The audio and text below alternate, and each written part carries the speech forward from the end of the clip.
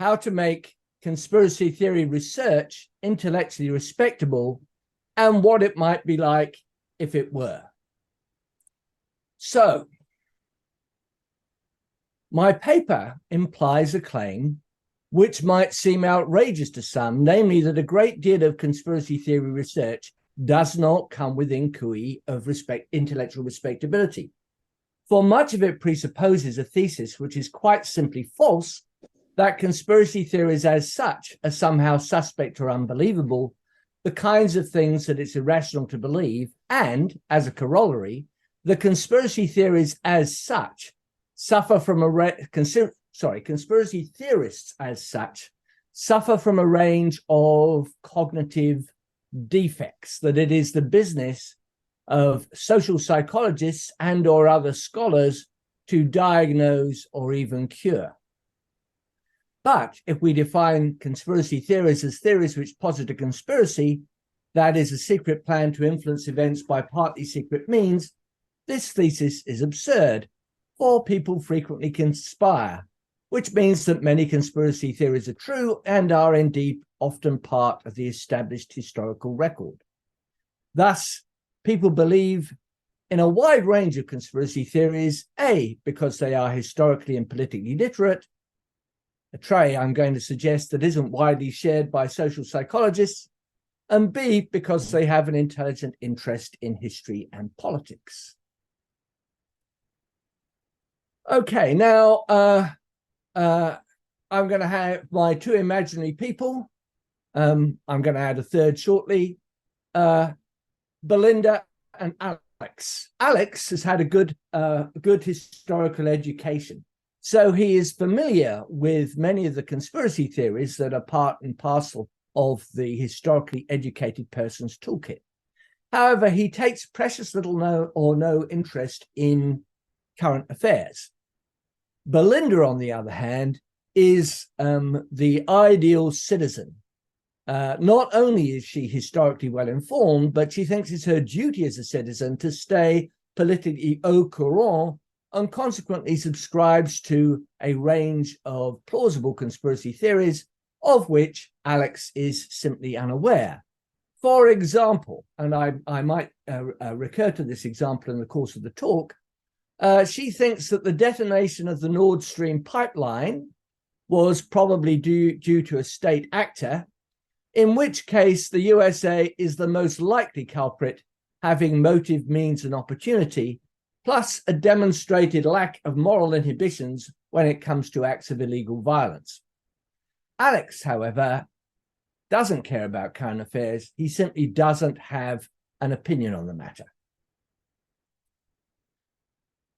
Now, historical and political literacy is a phenomenon that can presumably be explained, as is a critical interest in current affairs, but both are prima facie rather different from whatever it is that prompts people to believe in irrational conspiracy theories. So, to take an example, my belief that I own a Toyota Aqua is a fact. It's a fact that I believe this, and it's a fact that can be explained, for example, by the fact that I have a range of cognitive capacities. I have eyes in my head, I'm able to read, and I possess the concept of a motor car, etc., etc. So, it's a thing, and it's a thing that can be explained. But the explanation of my belief that I own a Ford Aqua is going to be very different from the explanation of someone's belief that they own a Rolls Royce, if either they own a Ford Aqua or they own no car at all, right? Such a person's belief, again, can be explained, but the explanation is going to be very different from the explanation of my correct belief that I own a Toyota Aqua. Now, the truth-tracking mechanisms that underlie Belinda's entirely reasonable beliefs, for example, her tentative belief that the US detonated the Nord Stream pipeline, are going to be very different from the mechanisms that underlie Quentin's belief in the QAnon conspiracy theories, right? They're going to be different. They're not going to be as different from the mechanisms which explain my correct belief that I own a Toyota Aqua with the fantasist belief that he owns a Rolls Royce. They're not going to be that different. But I'm going to suggest they're still going to be different. Nonetheless, it's important to distinguish the kinds of differences that are likely to be. So Belinda and Quentin the QAnon believer, will both be largely reliant on written sources for their beliefs, either the printed word or things that they read on the internet. They will also largely be reliant on testimony, particularly the testimony of books and news sources, whether the news is faux or not. So the difference between them is going to be due to the way they sift and process information, and perhaps to their background knowledge of history and current affairs. It may also be due to Quentin's high tolerance for inconsistency and a capacity for compartmentalization, which, according to Robert Altemeyer's research, is characteristic of the conservative mindset.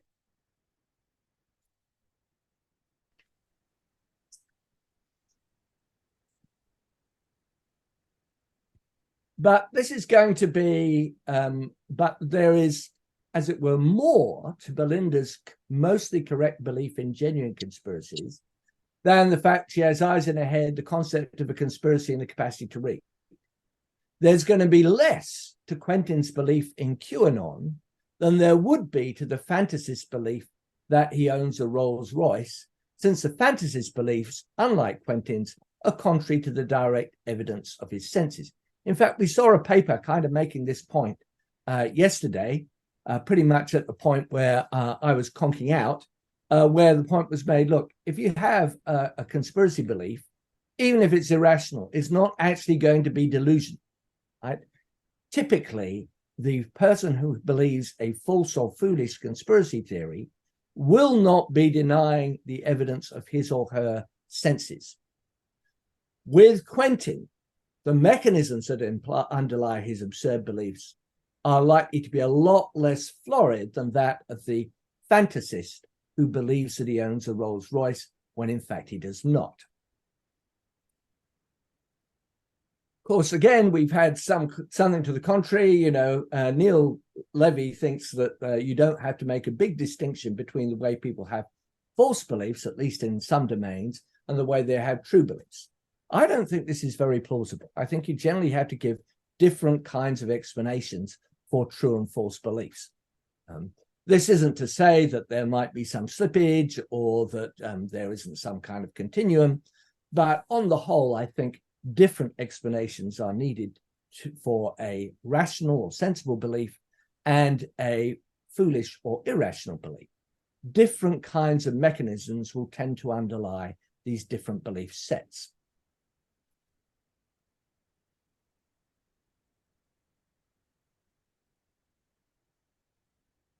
But if this is correct, research questions like, why do people believe in conspiracy theories with the presupposition that there's something wrong with them if they do, are silly questions, because people believe in conspiracy theories like many other theories for a wide range of reasons, some sensible, some silly.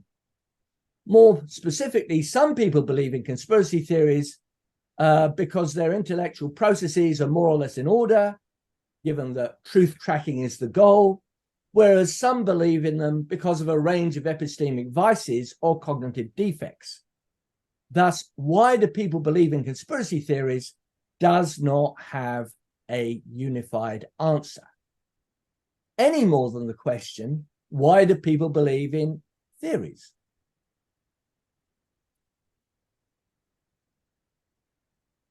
Indeed, we can compare them with certain other questions, like why do people believe in conspiracy theories is on a par with questions like why do people believe in cosmological theories, why do people believe in physical theories, or why do people believe in climate change theories, including, of course, the theory that there's no such thing, right? There isn't a unified answer to these questions.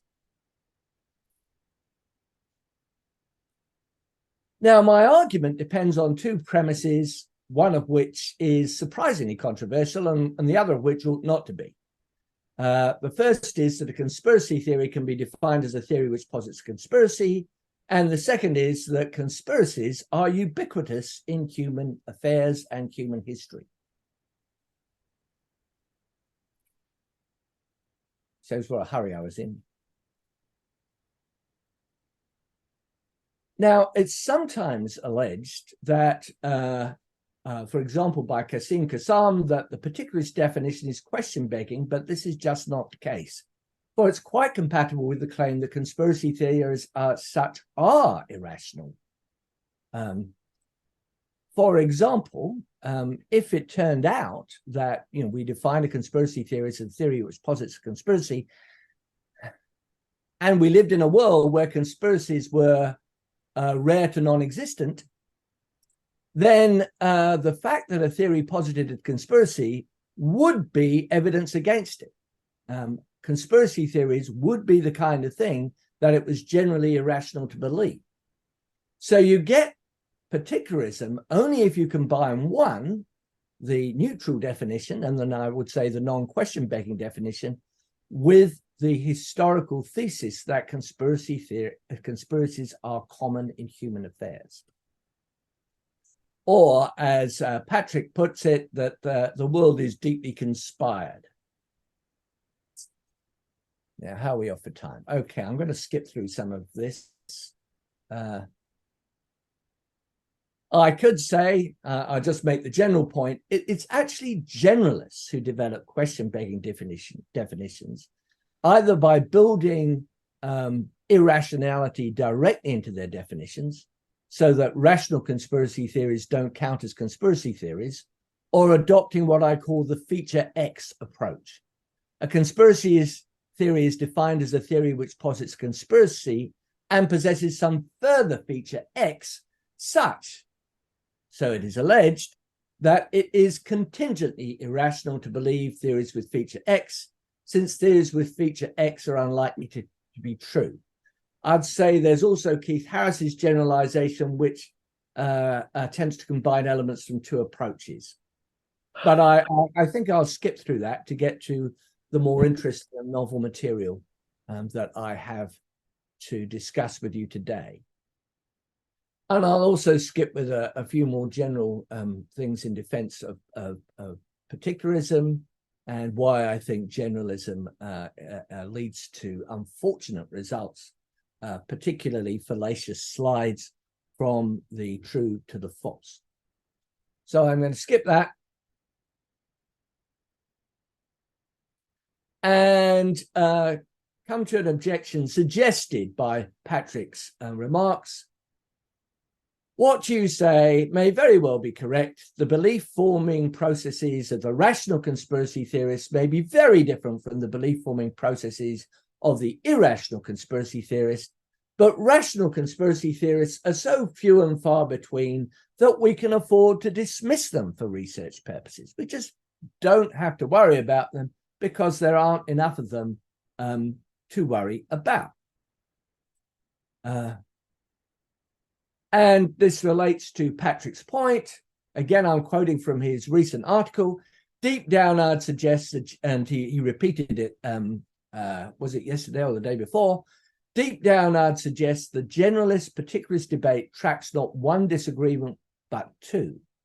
The first thing it tracks is a declared disagreement between revisionary philosophical definition of a conspiracy theory and a vague but widespread popular use of the term.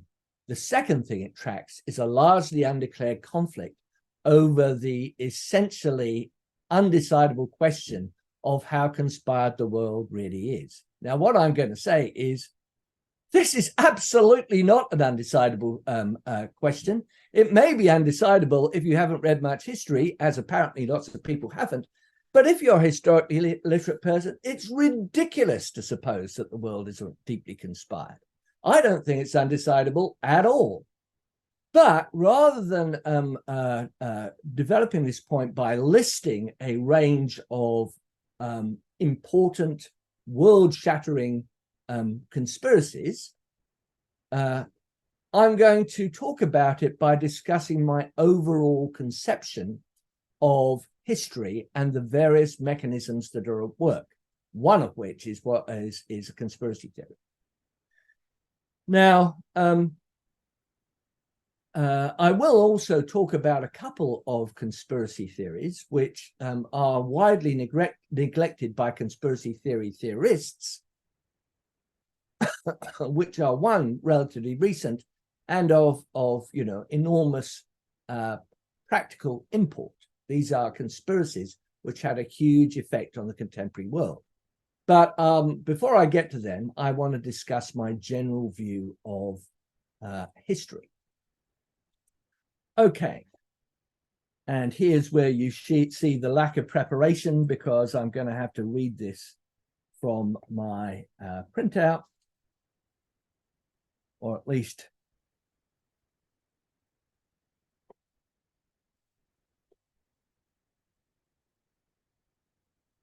skim read from my printout.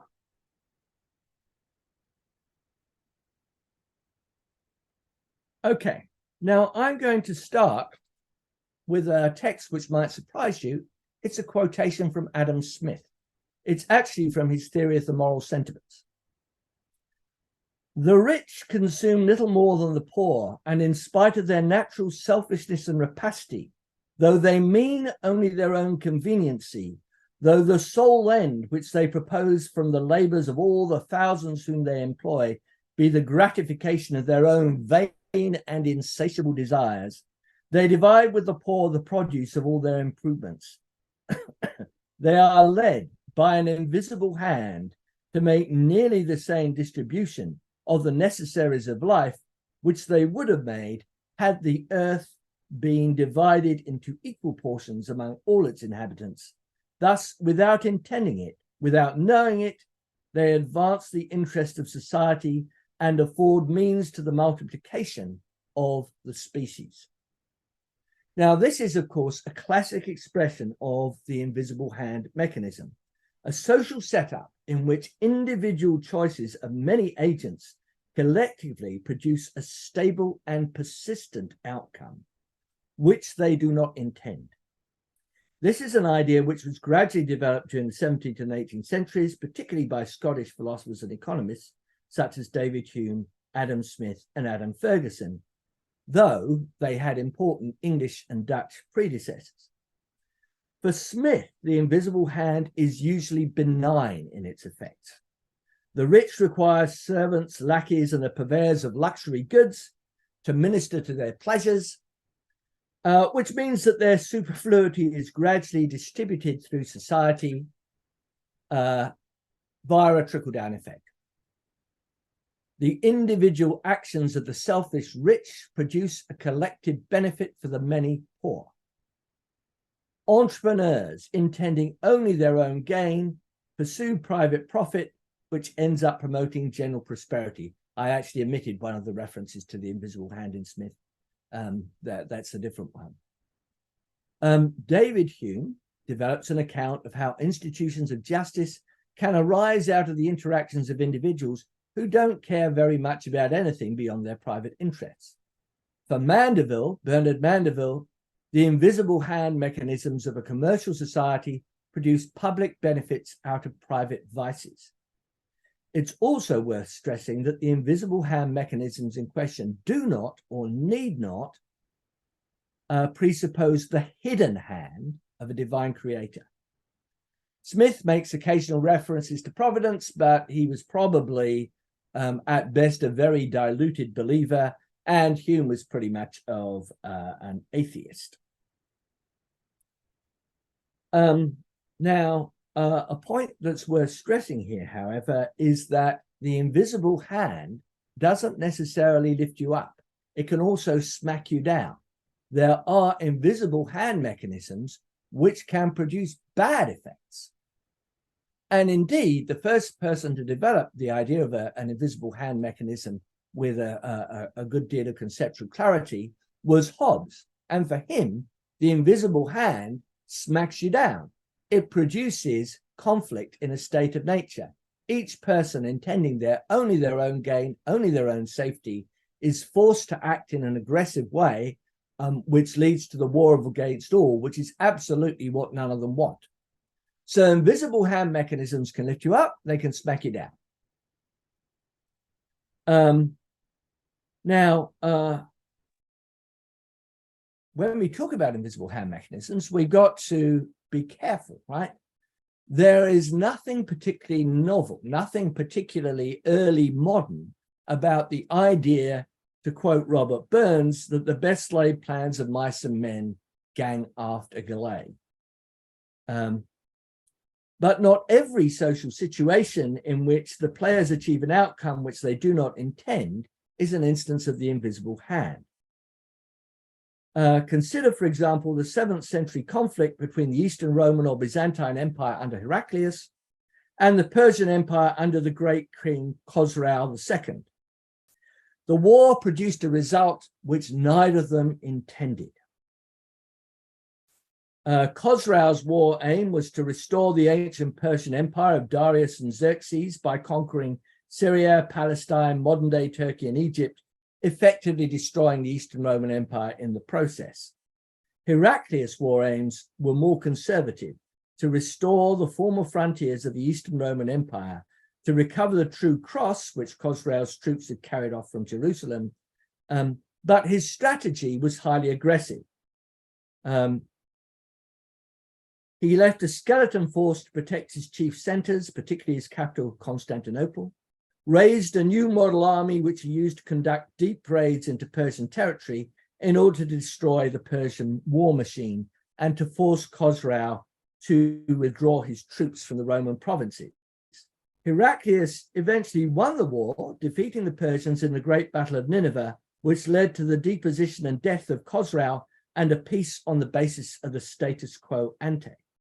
But both empires were so weakened within a few years, they fell prey to the rising power of the Arabs under the successors of Muhammad. The Persian Empire was utterly destroyed, ending with the death of the great king's grandson Yazdegerd III, who spent much of his reign on the run from the invading Arab forces.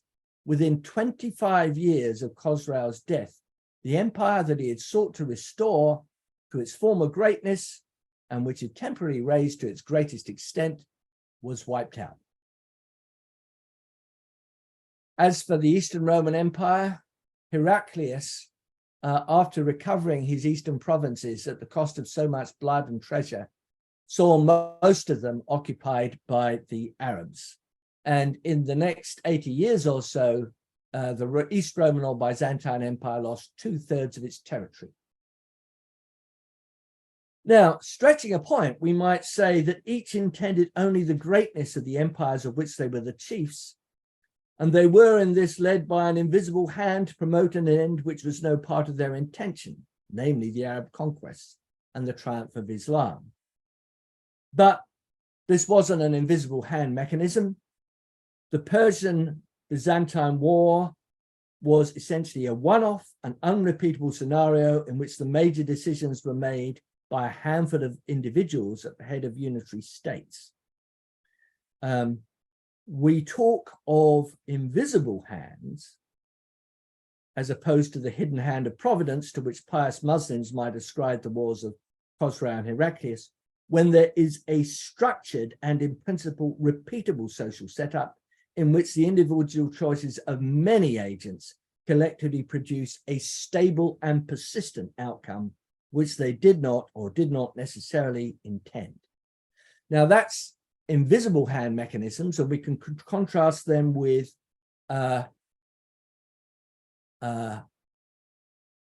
clasped hand mechanisms. A clasped hand mechanism basically works because people agree to something. A collective outcome occurs because people agree to bring it about. If you explain some outcome as due to an open and explicit agreement between the interested parties to make it happen, that's a clasped hand explanation. A mighty hand mechanism is one in which some social agent or agency endowed with sufficient power brings about a phenomenon by rewarding the compliant and punishing the non-compliant. Thus, we drive on the left in Aotearoa, New Zealand, because it's partly because it's prudent, but largely because the mighty hand of the state forces us to do so. Though you might think that the mighty hand of the state is partly constituted by an agreement, for example, the Treaty of Waitangi. A hidden hand mechanism is one in which some social outcome is generated by the covert actions of usually powerful agents operating behind the scenes. Providential explanations of social events are usually hidden hand explanations, except in those cases where God is alleged to have declared his purposes openly and demanded obedience, as in the Old Testament, in which case they're not just mighty hand explanations, but almighty hand explanations. However, we discount such exotic possibilities. Hidden hand explanations are usually conspiracy theories, in that the events are to be explained by behind-the-scenes machinations of human agents. So here's my thesis. All these mechanisms, mighty hand mechanisms, clasped hand mechanisms, invisible hand mechanisms, and hidden hand mechanisms, all of these play a very significant part in history. None should be discounted. All are ubiquitous.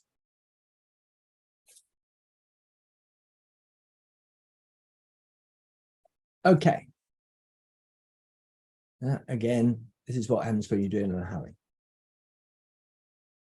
Okay, so that's my vision of history. And let me just confirm it by mentioning two important conspiracies, hence two important true conspiracy theories, such that the conspiracies involved seem to be totally ignored by a great many conspiracy theory theorists, but which are nevertheless recent and of momentous consequence. So, number one, the Phoenix program.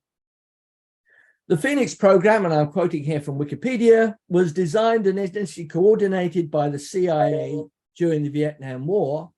It involved American, Australian, and South Vietnamese militaries. It was later phased out. And what it was designed to do was to eliminate the sympathetic leadership of the Vietnamese villages where that leadership was supposed to be in league with Viet Cong. It was done by kidnapping, by murder, by torture, and arbitrary imprisonment. The total number of people neutralized was about 80,000. The number of people killed was about 20,000. It was conducted mainly by the CIA in its initial phases, and it was, of course, kept secret because basically it consists in conducting a series of war crimes. Now, you know, for the people involved, it's terrible. You might think its knock-on effects for Vietnam are going to be pretty awful because you're probably taking out talented leadership within the community, which meant that when the North Vietnamese won the war, their South Vietnamese counterparts had been decimated. So who knows the knock-on consequences of Vietnamese history, but the real point is a great many people die. More important and significant is the menu bombings. Now, these were a secret operation licensed by Nixon and Kissinger. And their idea was to interdict the supply routes and forest bases used by the North Vietnamese and South Vietnamese in the borderlands of Cambodia. Right? So, you know, had in a way, a sort of rational objective. But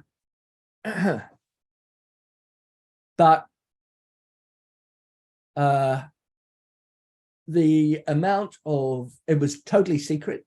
That was because it was not simply illegal under international law, which American governments don't worry about that much. It was illegal under American law. The Congress had basically forbidden the executive to do anything like this. What did they do? Well, they dropped 108,823 tons of bombs during the missions, which is enormous. They flew 3,800 sorties. That is, Strategic Air Command did this.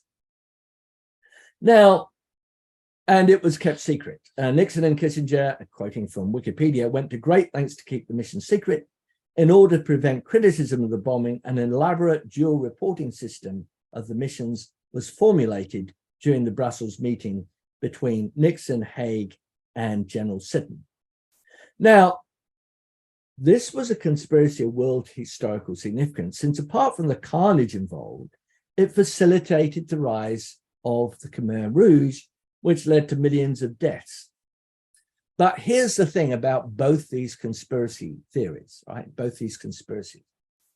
If you read a lot of the conspiracy theory literature, people often say something like this: well, conspiracies are, of course, pretty silly or irrational, though sometimes they're true. And then almost always what you get is a reference to Watergate and Iran-Contra. But that seems to be the only genuine conspiracies in recent history that they've ever heard of. I checked by interrogating Google Scholar, putting in conspiracy and then menu bombings and or Operation Menu and conspiracy and then Phoenix. Well, I got lots of hits, and lots of hits by conspiracy theorists. You could hardly discuss these issues in an intelligent way without being a conspiracy theorist, but hardly any from conspiracy theory theorists. Only a handful of conspiracy theory theorists, basically me, Curtis, and one or two others, we were the only conspiracy theory theorists who seemed aware of these things at all. And I'm very much inclined to suspect that part of the problem with conspiracy theory is that a lot of people are simply unaware of the vast number of recent and momentous conspiracies in the historical record. They just don't know about them. They never heard of Menu. They've never heard of Phoenix. And consequently, they can just wave away the occasional true conspiracy theory as an exception to the general rule. Okay, so what I'm inclined to say, responding to Patrick's point, is, look, there are lots of mechanisms at work in history. We should absolutely not neglect invisible hand explanations, clasped hand explanations, mighty hand explanations, but neither should we deny the enormous importance of hidden hand explanations. So going back to Khosrau, I said that he was overthrown and deposed. Well, that was due to a conspiracy on the part of his son, Kavad II. Kavad II then massacred all his brothers and half-brothers, depriving the Sassanid dynasty of its leadership and talent, and promptly died of the plague himself, leaving the empire without any obvious rulers or any obvious surrogates, which again helped to lead to the collapse of the Sasanian Empire in the face of the Arab invaders. Again, a conspiracy of momentous historical effects. All right, now that's my general view of history. And now I want to, having sort of defended the importance of conspiracy theories, of conspiracies in human affairs, and hence defended the claim that if you want to talk about why people believe in conspiracy theories, you've got to explain why it is people believe in correct conspiracy theories or plausible conspiracy theories, as well as why they believe in silly conspiracy theories. I want to go on to discuss particularism and the legitimate questions that arise for conspiracy theory. Now, no particularist denies that many conspiracy theories are irrational, that there is something wrong with the thought processes of many of the people who believe in them. So there are legitimate research questions here, such as why do so many people believe in irrational conspiracy theories? Or why do so many people believe in irrational conspiracy theories, given that the evidence is against them? But you can't answer these questions without a reasonable set of criteria for determining which conspiracy theories are irrational to believe and which are not. Determining these criteria is not the business of social psychologists, but of historians, political scientists, and historically informed philosophers. Social science research, A, that does not acknowledge that it's often perfectly rational to believe in conspiracy theories, and B, that is not conducted with a reasonable set of criteria for distinguishing between those conspiracy theories which are rational and those which are not, just isn't intellectually respectable. And the grant applications involved amount to obtaining money under public money under false pretenses. However, I don't want to preach a message of despair. I think that it is possible to arrive at a set of criteria which will distinguish between those conspiracy theories that it's rational to believe and those which it is not rational to believe. And here we go with my list. Here we go. Quite a few. So first, 1, it's generally irrational to believe a theory, conspiracy theory, that calls into question established scientific laws or findings unless it includes a plausible debunking explanation of how the defective scientific consensus has been arrived at. This criterion does not apply to the more dodgy social sciences, nor does it apply retrospectively to the science of the past, which often is not up to much. I've got a tale of economics textbooks, which I could tell you, but perhaps we'll leave that to the Q&A. 2, it's generally irrational to believe in a conspiracy theory involving a highly defectible conspiracy from which there have been no defections, especially if the conspiracy is supposed to have lasted for some considerable time. 3, it's generally irrational to believe in a conspiracy that ascribes magic powers to the conspirators. 4, it's generally irrational to believe in a conspiracy theory that ascribes superhuman competence to the alleged conspirators. This point has actually been made a couple of times in the conference. Look, you don't have to suppose that conspirators are idiots, but if you think that, for their conspiracy to succeed, that they've got to be sort of absolutely perfect, then there's probably something wrong with your conspiracy theory. It's generally irrational to believe in a conspiracy theory that ascribes comic book villain Dr. Evil style wickedness to the conspirators. Now, this doesn't mean that it's wrong to develop a theory in which conspirators are callous, vengeful, greedy, murderous, or cruel, but the wickedness has to fall within the loathsome pit of humanly intelligible evil. It shouldn't be, so to speak, surreal, such as the idea that the COVID vaccine is designed to allow Microsoft guy to implant chips in people so he knows where everybody is in the world. One, it makes him sound like Dr. Evil, and also, why would he want to do that? Now, we should be careful with this criterion because many people, for example, George Bernard Shaw, doubted the Trotskyist second-order conspiracy that Stalin had conspired to frame hundreds of thousands of people for participating in non-existent conspiracies. Right? Bernard Shaw could not believe that Stalin was that wicked. He said he's not a gangster. Well, they were, of course, wrong. And similar things, I think, could be said about the Holocaust.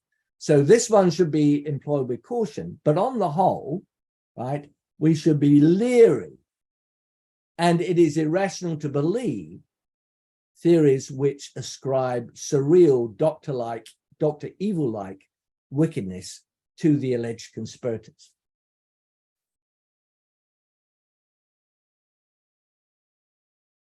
Finally, I think it's generally irrational to believe a conspiracy theory that constitutes the core of a seriously degenerate research program in Lakatos's sense.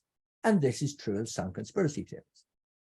It's generally irrational to believe a conspiracy theory that constitutes an auxiliary hypothesis in a seriously degenerate program. The example here is the conspiracy component in flat Earth theories. The flat theory that the Earth is flat is a cosmological theory. It's a theory about the structure of the universe, or at least of the Earth. So that's the hard core of the theory. But of course, to defend it, you often need to posit a conspiracy theory to explain why everybody is saying otherwise, right? Okay. So those are my criteria. And now this shows you how hurried I've been. That's as far as I get.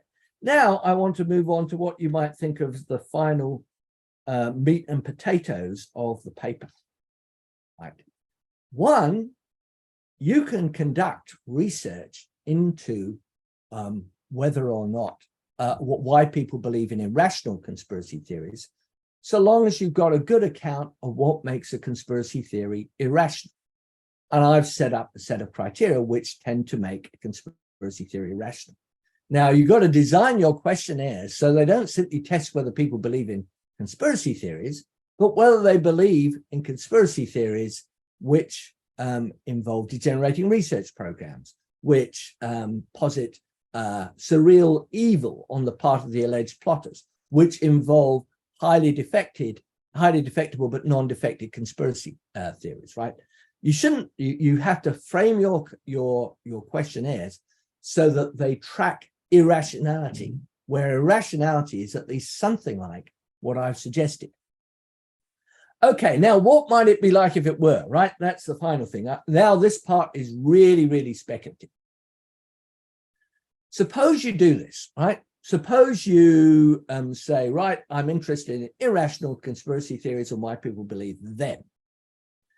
Well, if you do that, you've got to maintain that it's irrational conspiracy theories that you believe, right? Not conspiracy theories, irrational conspiracy theories.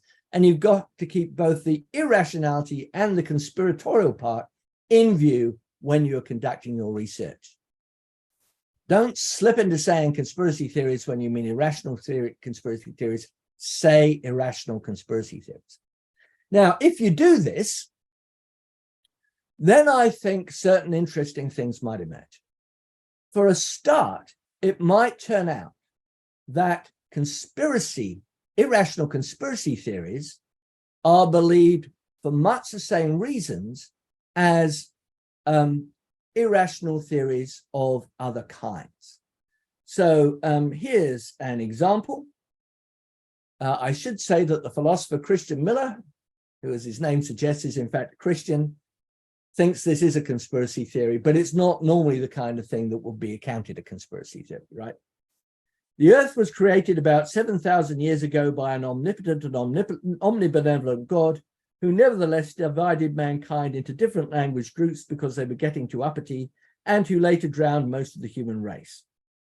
He saved representatives of all the land animals by getting pairs of them into a ship, even though the evidence suggests the ship would have been far too small to contain them all. He sent plagues to Egypt so as to encourage the Egyptians to let his favored people go, while simultaneously hardening the heart of Pharaoh so that he would not let them go until all the firstborn children of the Egyptians had been killed. Even though he's wholly loving, he selected in favor of ethnic cleansing and genocide.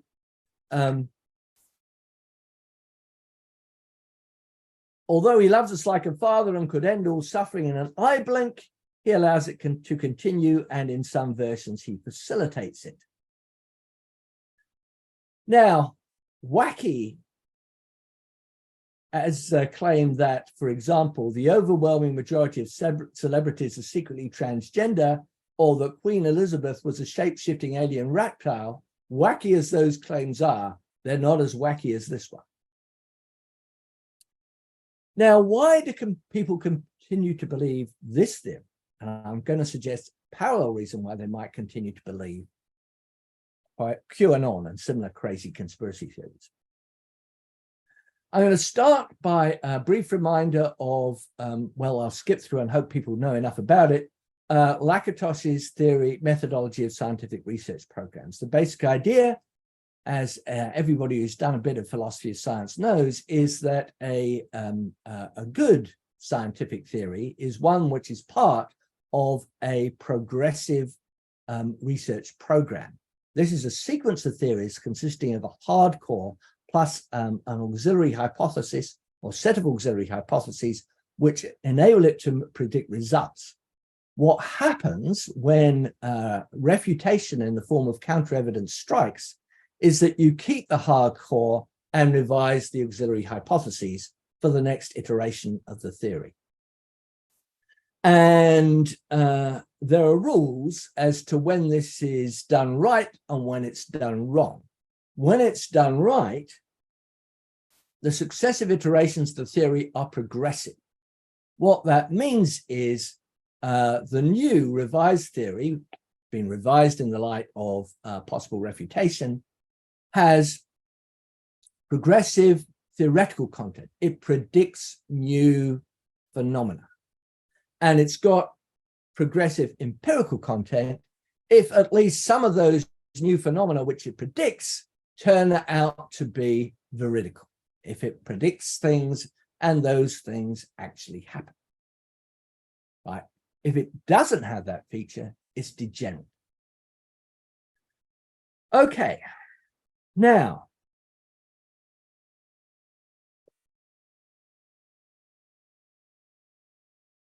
here's my idea. Both QAnon and the fundamentalist hypothesis may be represented as research programs with a very easy to apply positive heuristic. Right? The positive heuristic is part of the research program which tells you what kinds of auxiliary hypotheses you need to invent if the current iteration of the theory has been struck down. Right? That's the positive heuristic. Right? Now, the thing about crazy conspiracy theories, and I suggest about many religions, is they have a positive heuristic which is extremely easy to apply. Now, contrast the positive heuristic involved in Newtonian celestial mechanics, which is one of Lakatosh's favorite examples. Problem was, Mercury doesn't quite behave as Newton says it ought to. Its perihelion shifts in a way which is inexplicable on Newtonian principles. So the way people tried to deal with this was by supposing that its orbit is distorted by another heavenly body, an inner planet called Vulcan. Now, working out how Vulcan might distort Mercury's orbit and determining where it would have to be if it existed and what it would have to be like if it existed, that requires brains, right? It's really hard applying the positive heuristic in the face of the counter evidence presented by the precession of Mercury. It's really difficult. And only a very smart person could do this. Now, what about how you deal with the problem of evil? Well, it's really easy. Basically, your positive heuristic says, oh, well, we don't have to worry about, this terrible thing that's happened, presumably at the behest or at least with the connivance of an all-loving God, because God moves in mysterious ways. And if we're sophisticated philosophers, we invent a thing called called skeptical theism, which says, look, our finite minds can't appreciate the really valuable good that God is bringing about by allowing this evil thing to happen. If we did know about it and could comprehend it, we'd see it's really great, but we can't. So, you know, we don't have to worry, right? So basically, you know, any potential refutation can be very easily dealt with by applying this simple to use positive heuristic. Similarly, I would suggest with conspiracy theories, crazy conspiracy theories like QAnon, suppose refuting evidence comes along, any idiot can devise a revision of the theory which would accommodate the new data. It's really easy. A really dumb person can do it, right? So you have a positive heuristic, which is amazingly easy to apply. And that's a way of fending off refutation. That's a way of being able to maintain your belief in the theory, despite what some people see as counter evidence. You can apply this sort of child's play positive heuristic. There's the further thing that neither the religious hypothesis nor the hypotheses of many crazy conspiracy theories, none of the people who believe in these things, right, are at all worried by what Lakatos calls degeneracy. They don't mind if their theories are, in Lakatos's terms, degenerate. They don't mind if they don't make novel predictions. They don't mind if they don't make novel predictions which are fulfilled. Doesn't worry them at all. All they care about is that if refutation comes along, they've got something to say. And they're not even that worried about that, because if we accept Bob Altemeyer's stuff about the authoritarian mind, and if we suppose that most of the people who believe these theories have the authoritarian mindset, well, what's characteristic of that mindset is a high tolerance of contradiction. Someone comes along and gives counter evidence to your theory, and you could compartmentalize. The conservative authoritarian types are champions of compartmentalization. They will be ideal citizens of Orwell's dystopian Oceania, because they don't have a problem with doublethink, unlike most other people. One other thing before I stop. I've gone on a bit too long, I think. One other thing before I stop, which I think is another source of believing in conspiracy theories and also religions, is the hyperactive agency detection device, our supposed propensity, more pronounced in some people than others, to look for personal explanations of phenomena. There's a lot of literature about this, often used in the explanation of religious beliefs. But the final thing I want to say is this thing is related to what Popper was almost right about. Popper said, Charles, you have 5 minutes. Yep. You have 5 I'll stop now. I'll stop now. Let me go to Q&A. I think that's enough. Yeah, sure. You have 5 minutes left. All right. Okay, 5 minutes. I will go. All right. Here's the one other thing. Okay, now, Popper, in his thing, which I originally criticized, said, look, people have a conspiracy theory of society. They have a theory which says that if something bad happens, then it must have been brought out by the intentional agency of bad actors. And my point was, nobody subscribes to this theory. No, I was right, but there's a way in which Popper was right too.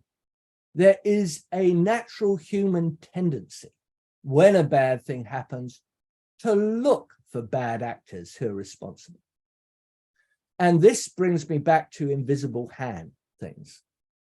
because one of the things that I see when when blogging and talking about things like academic institutions is that a lot of people, even supposedly sophisticated people, strongly have this tendency. They don't like invisible hand explanations, or at least they don't like invisible hand explanations if they mean that you can't pin the blame on anybody.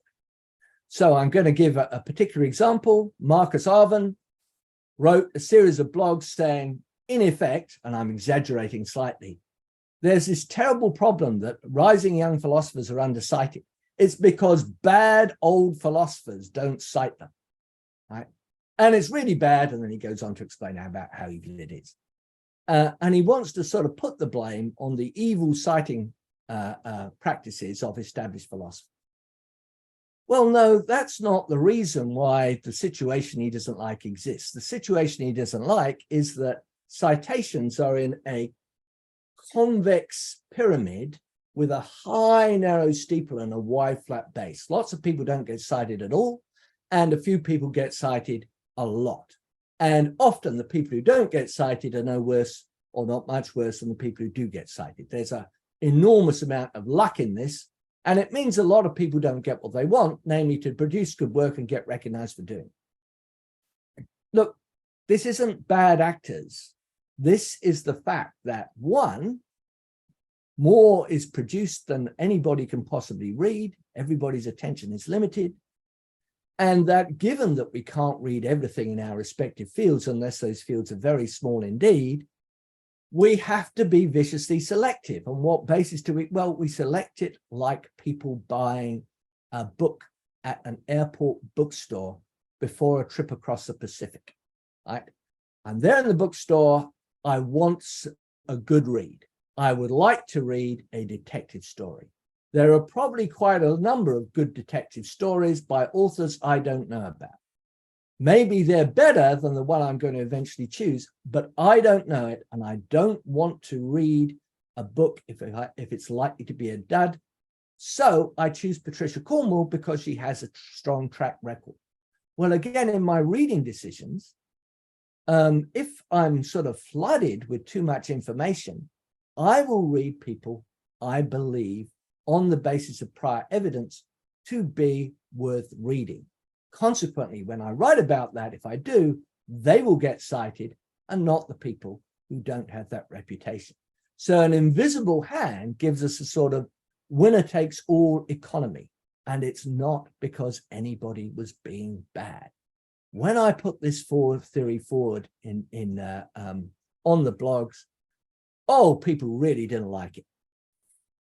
And they said, are you saying that these successful philosophers are all selfish? No, they could actually be extremely altruistic. It wouldn't make any difference to the fundamental fact that far more is written than people can read or pay attention to. So people have to be selective. And this creates, via an invisible hand, a winner takes all economy of attention. People don't like that.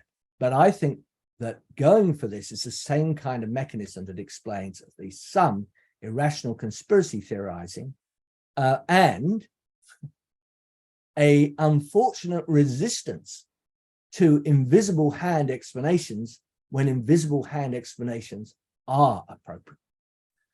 And that's where I stop.